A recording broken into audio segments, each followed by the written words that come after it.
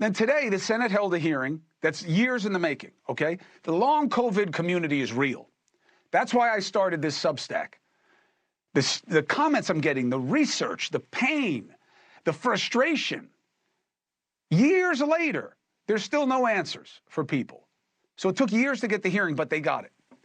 Now, I want you to hear some of the testimony from this doctor who was there, he's researching this in a way that clearly these senators were not aware of, okay? Take a listen to this. Now, you should be asking me also, like, how do we treat long COVID? You've heard it before. There are zero approved medication for the treatment of long COVID. So these people have nothing to really lean on for curative treatment. Nothing. Zero FDA-approved medications for the treatment of long COVID.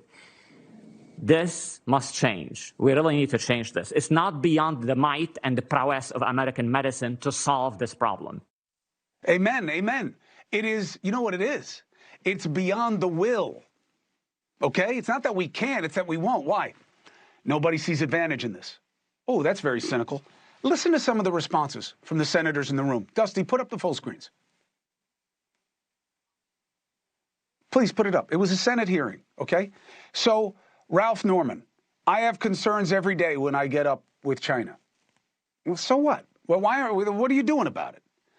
Representative Troy Carter, we should all be concerned. COVID is something that devastated our country, devastated our world, and we should never, ever take anything for granted, be mindful of any activity. Yeah, well, you're seeing it right now. What are you doing?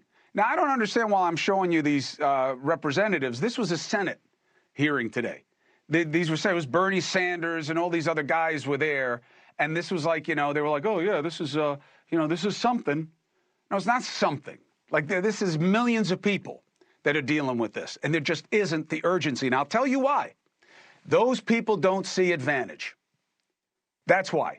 If they saw advantage over the other party, they'd be about it. That's why they're chasing Fauci, okay? Because there's a perception that that's bad for Democrats. He started working for Trump. Then he worked for Biden. But that's the game they're playing. But they won't mess with China. Dr. Deborah Birx, okay, lived the pandemic during the Trump administration, former White House coronavirus response coordinator, okay? Her pedigree is impeccable, and she has concerns as well. Doctor, thank you for joining us as quickly as you did since the last time. Thank you for doing it. Let's start with the hearing. Were you able to monitor it and get a sense of whether or not these senators were smelling what these doctors and these people who were suffering were cooking up for them? You know, no one wants to talk about COVID, so no one wants to talk about medium and long COVID and the devastation that is left in the wake of even a mild to moderate COVID infection. And I think because they haven't adequately warned the American public, and I thank you for continuing to warn the American public, that COVID should be taken seriously because we can't predict who will get long COVID, and we don't have treatment for it. Yet it is devastating, and every week that goes by, we get new science on what this virus has done to human bodies. You know, it's so crazy.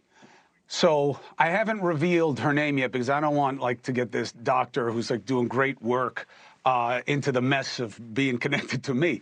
But I am putting my protocols that I'm doing for my long COVID on this Substack. I'm not doing it on the show because I got to be careful about it. You know, I'm not a clinician, but you know all the things that I'm taking, glutathione, NAC, NAD, but none of it is FDA approved for long COVID because they don't even know what long COVID is. And I have thousands of people reaching out to me saying, I have the same symptoms. Oh, I was trying that, and then this happened. And it's like we're all in the dark. And you hear those senators today, there's no chance anything becomes like a major effort anytime soon. You know, Bernie Sanders, good man, you know, not to criticize him, but he's saying it affects everybody, the rich, the poor, the this, the this. So what are you doing about it? I mean, as far as you know, what's the answer? So I think your physician that you had on said it very well. We have the technology to figure this out. if we put out a call that we want to see everybody with long COVID, study their genetics, see if there's a predisposition, that's point one, is to find out who is the most susceptible, because you can prevent future cases. But point two is to really take the research and the science that we have about the mitochondria, about the brain fog, about the microglia, about the microclots, and really work on therapeutics in those cohorts. There's a way to do those studies. We did those studies in the past for HIV. We can do that for long COVID. We're just not putting it's not even the money part, it's the passion to really get an answer for all of these individuals who are affected. Hey, thank you for watching.